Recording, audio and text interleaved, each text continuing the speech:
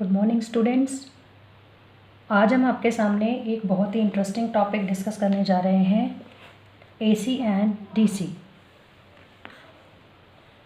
तो सबसे पहले आप अपनी नोटबुक में आज की डेट लिखेंगे और हेडिंग लिखेंगे एसी एंड डीसी। सब हेडिंग लिखेंगे introduction.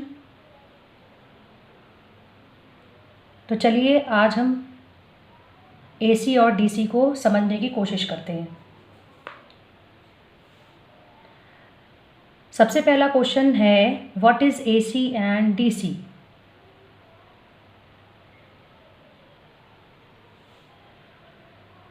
The DC stands for direct current and AC stands for alternating current। ये आप अपनी नोटबुक में लिख लेंगे।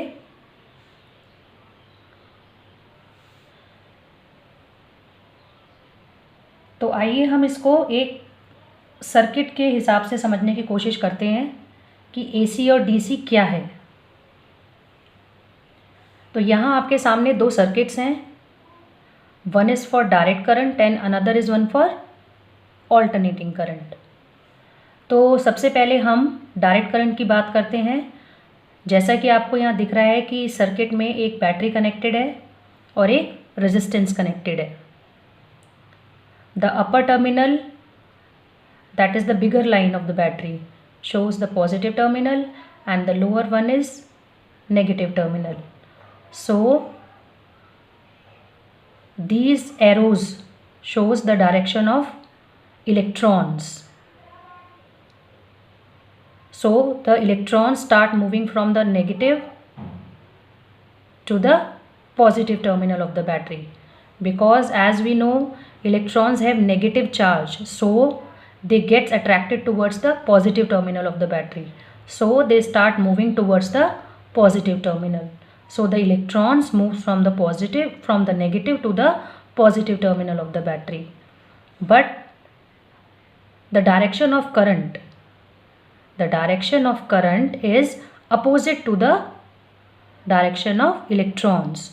So the current start moving from positive to the negative terminal of the battery, and in this direction from positive to the negative the current keep on flowing. So we can say that in direct current the current only flows in one direction, and in another case in alternating current, as you can see in the circuit, there is a alternating source and a resistance. So in alternating current, in first half cycle the upper terminal is positive, so the current start flowing from the upper side to the lower side of the circuit, and in the negative half cycle the lower terminal becomes positive, so the current start moving from lower to the upper terminal of the circuit.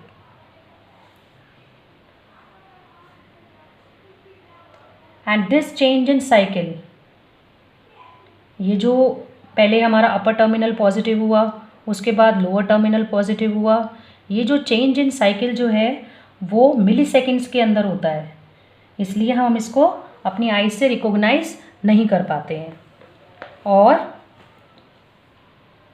हमें एक continuous glow नज़र आता है। जैसे कि हम अपने घरों में भी देखते हैं, ट्यूबलाइट होती है, तो ट्यूबलाइट का ग्लो जो है वो भी हमें कॉन्टीन्यूस नज़र आता है, लेकिन एक्चुअली में ट्यूबलाइट के अंदर जो ऑन ऑफ का प्रोसेस है, ये जो चेंज इन साइकिल है, ये मिली सेकेंड्स में होता है, जिसको कि हम अपनी आँखों से नहीं देख पाते हैं।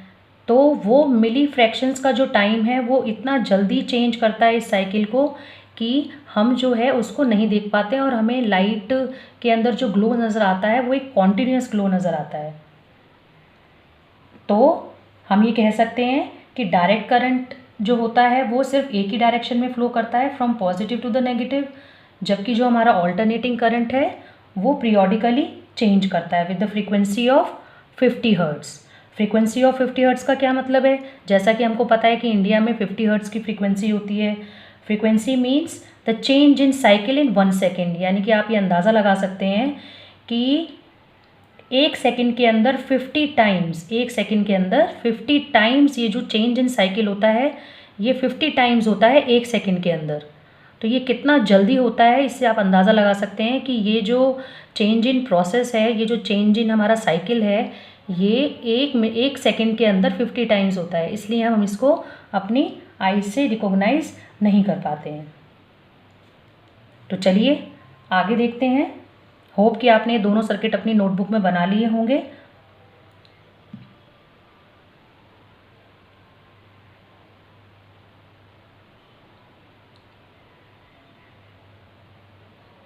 अब हम बात करते हैं सिर्फ डीसी की। तो आप हेडिंग लिखेंगे DC. There are lots of DC supplies around you. जैसे कि आप देखते भी हैं AAA बैटरीज होती हैं जो कि दिखने में कुछ इस तरह की होती हैं। 9 वोल्ट बैटरीज हैं, ये कुछ दिखने में इस तरह से है। ये सभी हमारे सोर्सेज ऑफ डीसी हैं। तो आप हेडिंग लिखेंगे सोर्सेज ऑफ डीसी और उसमें आप सभी ये जितने भी नेम्स आ रहे हैं, मोबाइल बैटरीज, ये सभी आप उसमें लिख लेंगे। मोबाइल बैटरीज, कार बैटरी, ये हमारी कार्स में होती है।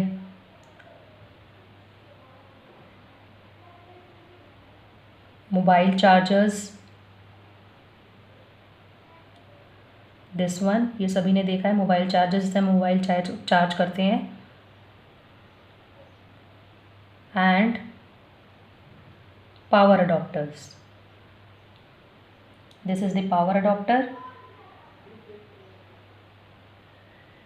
So these are the sources of DC. Now the direct current means the current flows in single direction. In this circuit, the current flows from the positive side of the battery to the negative terminal of the battery through the DC motor.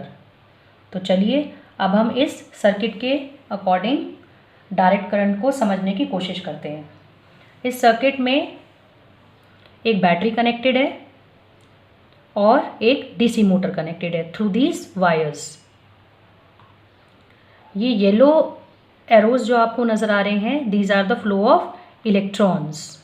जैसा कि अभी हमने पहले भी बात की थी कि इलेक्ट्रॉन्स पर नेगेटिव चार्ज होता है, इसीलिए they are denoted as E negative and they start flowing from the negative to the positive terminal because they carry negative charge, so they get attracted towards the positive terminal, so they keep on moving from the negative to the positive.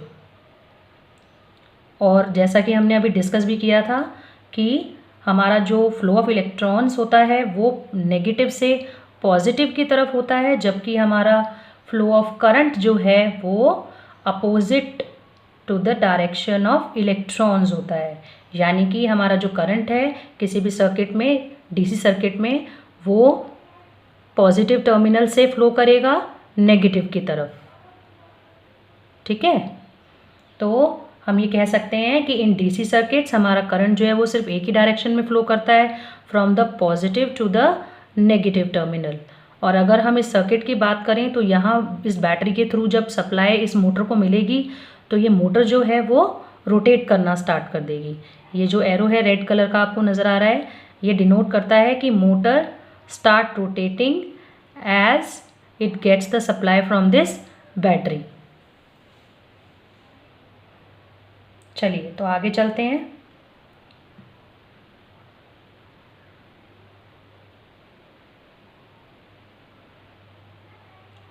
So the direction of current is always same in DC circuits. If we draw a graph with the vertical axis as voltage and horizontal axis as time. As you can see in this graph that vertical axis represents the voltage and horizontal axis represents the time. So the voltage remains constant with respect to time. Voltage is constant. This horizontal line shows that the voltage is constant with respect to time.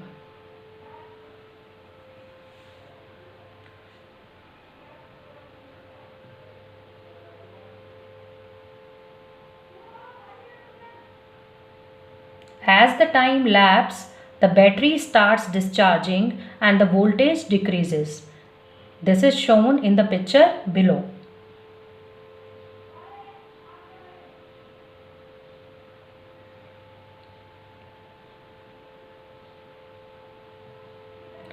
This is the battery discharge curve. As you can see that this is the voltage, this vertical axis shows the voltage and the horizontal axis shows the time. So जैसे जैसे हमारा time जो है वो lapse होगा, हमारा जो battery है वो डिस्चार्ज होना स्टार्ट कर देगा. So the voltage is starts from the its peak level and after some time it starts discharging and at some point it gets drained out. So this is the graph of the battery discharge curve. So अभी तक हमने समझा कि हमारा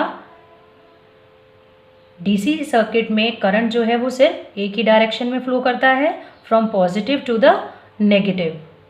और हमने एक चीज़ और इसमें सीखी है आज कि हमारा जो वोल्टेज एंड टाइम का जो ग्राफ होता है डीसी सर्किट में वो एक कांस्टेंट लाइन होता है.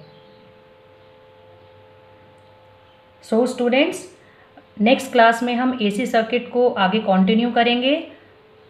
तो आप जितना आज हमने पढ़ा है उस सभी के नोट्स बना लेंगे. Okay, bye.